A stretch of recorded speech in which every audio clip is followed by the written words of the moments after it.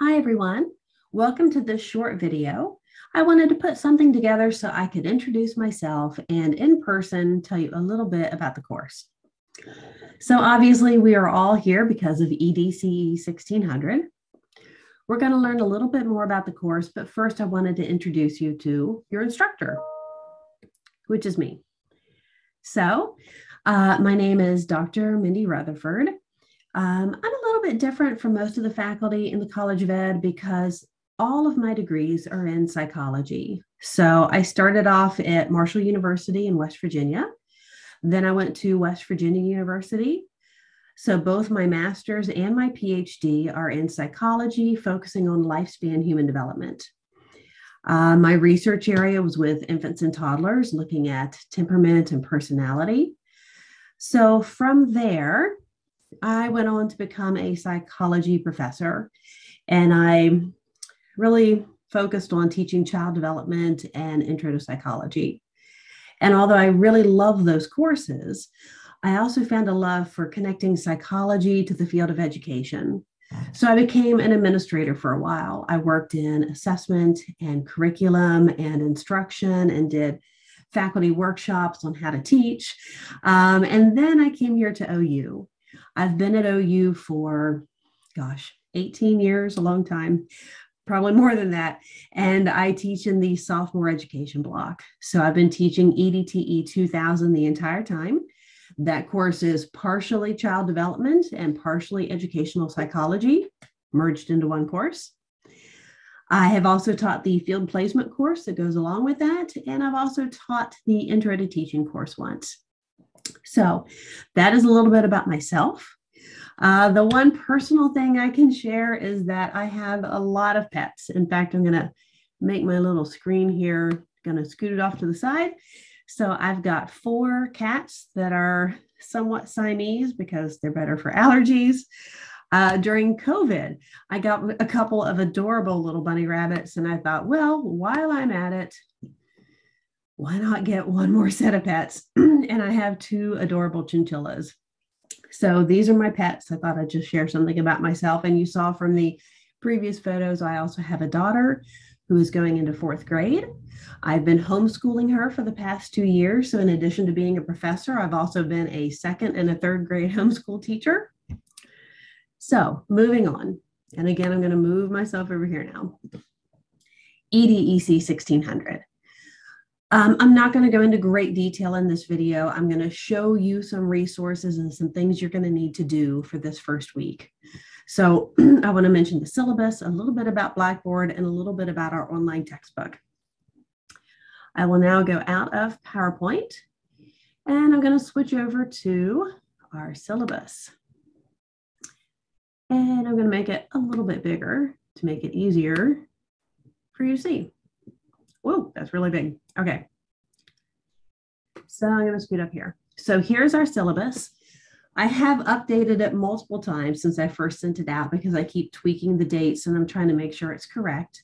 As you can see, I do have office hours on Monday where I'm going to be actually on campus in McCracken Hall, which is now known as Patton Hall. You can see my office, 309G. Otherwise, I'm pretty much available online, anytime during the regular day. I'm not going to have scheduled office hours. I'm just going to be available when you need me. So shoot me an email and I will try to respond within 24 hours, usually much, much sooner than that.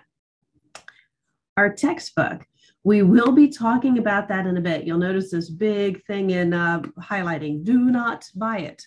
So don't run to the bookstores downtown and think it's going to be sitting there. I have a better way for you to get it that is also cheaper.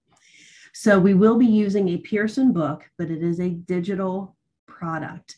And it is much more than just an ebook. This is going to be where you get your quizzes and your tests and some of the assignments we're going to be doing and video quizzes. You definitely need the book for this course. There's absolutely no way to succeed without it, but we have a cheaper alternative and an easy way for you to get it, which I'll be showing you in a bit. And you can see there's lots of information here about the book. It is also integrated, as you can see down here, with the system called My Virtual Child. I'll be talking a little bit about that, where you're actually going to be raising a virtual child from birth to the age of 18 throughout this semester. And I'm going to try and do it with you as well, so we can share how we're doing on that. You can see here, if you do have difficulty with getting the textbook, there is some information here, a link where you can get some support from Pearson. If for some reason you really don't want to get the ebook, or you want to buy it somewhere else, there is an opt-out procedure. I just would not recommend it, because you really have to have the ebook, and the way we're providing it on Blackboard is much cheaper than pretty much any other way you're going to get it. But we do have that option and information there if you want. So course objectives, you're welcome to take a look at that on your own. I won't be reading those out loud here, but we're going to be covering all aspects of child development, from prenatal care through adolescence, looking at physical, cognitive, and social emotional growth. You do a lot of course objectives. So frequently asked questions. No, we will not be meeting face-to-face. Now, honestly, that is a bummer for me, because I would really like to see you guys in the classroom. But I was handed this course and it was already set up as an online course. So I don't have much of an option there. So we are all asynchronous. We are all online.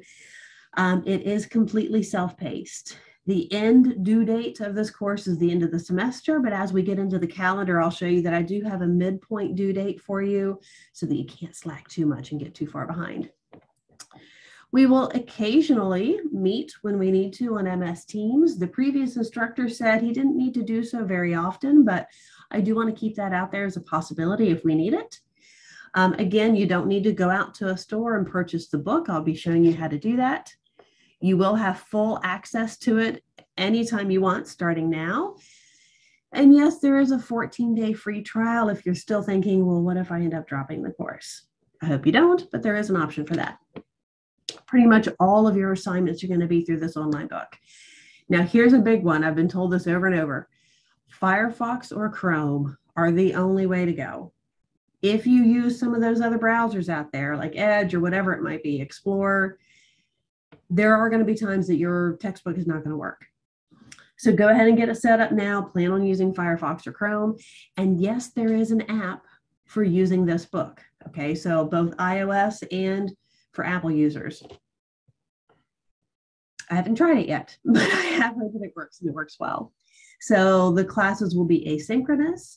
You will have various ways you can get the information. You'll need to read the textbook. The previous instructor created class recordings. So these are done by Dr. Jean Geist, who has taught this course for at least 15 to 20 years, for as long as I've been at OU.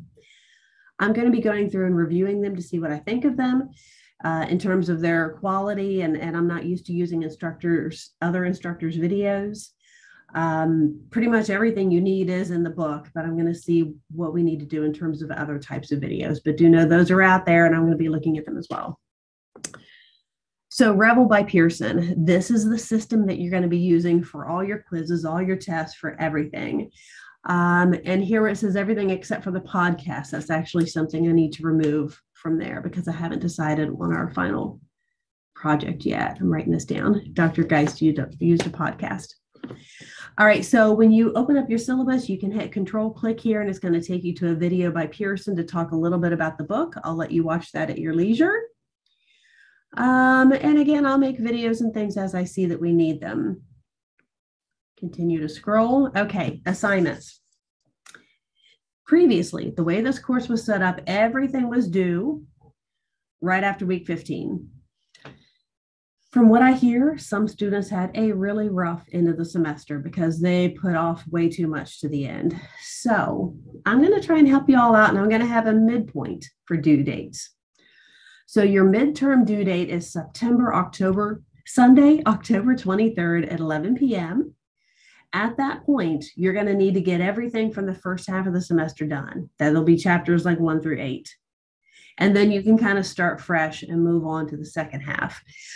Everything else is going to be due Sunday, December 11th. The only exception is the final project, which I'm still working on. Everything needs to be submitted on Blackboard. Okay, how do you get graded? What are you going to be doing? You're going to have reading assignments that you're going to need to do in your book. Now, those aren't for points because it's not like I can sit at home and see whether or not you're doing your reading, but you're going to have to do the reading to get your information. Then you're going to have 4 different types of assessments in this course that are all built through this online system. The first type is called module quizzes and concept checks. These are little tiny short quizzes that are going to pop up as you're going through the Revel system. And there are quite a number of them, but they are short, they are relatively simple, and you can take them as many times as you want. So let's say you take one and you don't do so well, go back and see what you got wrong, take it again. Maybe even then you're not happy, you can take it again. But every time you take that quiz, you're going to reduce the amount of points you can gain back. So it's not like you can end with 100%, just by taking it over and over and getting the answers right. But you could end with a much higher score by retaking it. So you'll see down here, it says module quiz questions are worth 4 points each initially and decrease by 1 point for each incorrect attempt. So let's say you take your module quiz and you just miss one question. That one question is worth 4 points. Take it again and you can earn 3 of those points back. You still get it wrong, take it again, you can still at least get 2 of those points back. So concept checks and module quizzes, short, frequent, little quizzes. The other thing is going to be video quizzes. These are obviously not based upon the readings, but based upon a series of videos throughout the e-text. And after you watch a number of videos for each developmental age, infants and toddlers, early childhood, middle childhood, and adolescence, there'll be a short video quiz for each of those developmental steps. Then we have chapter tests. And so, yes, there are 15 of them because there are 15 chapters. So just like in any other course, you'll have a test for each chapter. They are multiple choice questions. Each question starts with a value of 5 points. Now, since this is a test and not just a little quiz, you can't take it as many times as you want, but I decided to let you take it twice if you want to. So take it once. If you're not happy with your score, go back and study some more, figure out what you did wrong. You can take it a second time, but the value of each question drops by 2 points, okay? So if each question is worth 5 points the first time you take it, the second time you take it, the ones that you missed, you can earn back 3 of those 5 points. So you can still earn a good bit the second time around. Then we have the virtual child. So I got to admit, I'm super excited about this. I'm going to be doing it with you. We're all going to be given a baby from the moment of birth that we have to raise until they're an adolescent. And I'm going to try and do it too. And we're going to learn things along the way. So I do want you at some point, not during this video, because I don't want to take up too much time, to watch this video down below.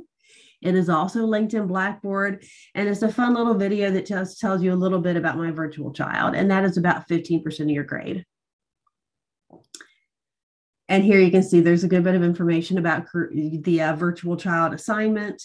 You're going to fill out a questionnaire about yourself, and this way the child that is created for you is going to slightly resemble you and have some of your traits, which you would see through genetics anyway, if it was a child, that was a blood relative of yours. So then we have our final project. Drum roll, please. I'm not sure what it's going to be yet. So the previous instructor did a podcast. I haven't decided yet. I've done a lot of different types of final projects. I've done videos, I've done papers, I've done presentations.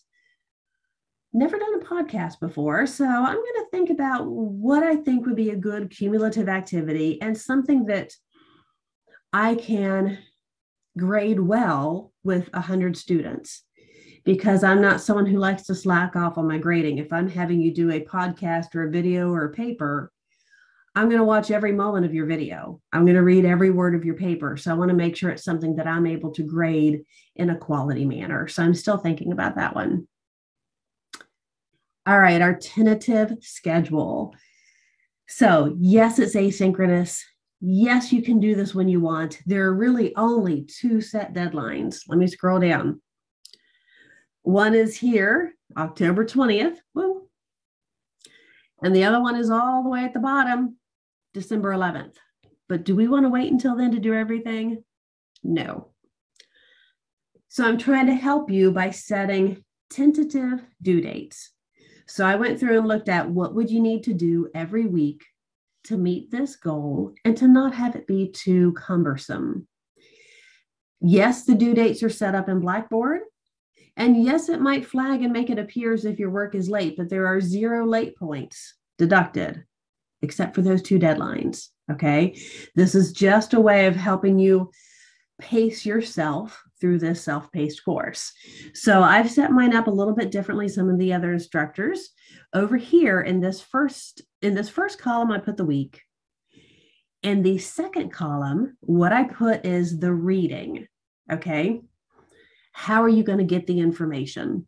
So I put the chapter you need to read or the videos you need to watch. So that is the input portion. Okay. Reading and video. What do you need to do to get the information? This second column is the output part. What do you need to take? What questions you need to answer in order to be done and to show your learning? So you'll see that the assignments are basically different steps along the way with the virtual child. Chapter 1, module quizzes and chapter test. And there'll be those little quizzes and concept checks that pop up. And every so often, video quizzes. So, and again, you can see what we'll be covering, a little bit about just the field of this type of study in general, heredity and environment, prenatal development, and then going through infants and toddlers, early childhood, middle childhood, and adolescence. I would like to point out there is one chapter down here, chapter 13, physical development and adolescence. I specifically wrote no quizzes because I was trying to short it a little bit to compensate for the fact that we've gotten a slow start and I need to get everything to fit in. Some other grading FYIs, we'll really go over these more as we get further along the way. So read these as you need. If you encounter issues about grading or things that appear weird on Blackboard, before you automatically shoot me a question, check out this section of the syllabus. It's got some interesting and helpful information about how Blackboard handles assignments and things that might come up along the way when it comes to grading. Let's see. And same thing here with deadlines and late work. It is your responsibility to keep track of what is due when. With 100 online students and with the way Blackboard is set up, I can't monitor and constantly let you know whether you're ahead or behind or how you're doing. If you have any accommodations, please let me know. The tests and quizzes, they do not appear to be timed, so there should not be an issue regarding time extensions, but let me know if there's something that you do need assistance with. When it comes to a self-paced course, there's always the danger of academic dishonesty, so I please ask that we all be professional and do our own work. That is the only way that grades mean anything. And let's see here. I'm going to pause for just a moment.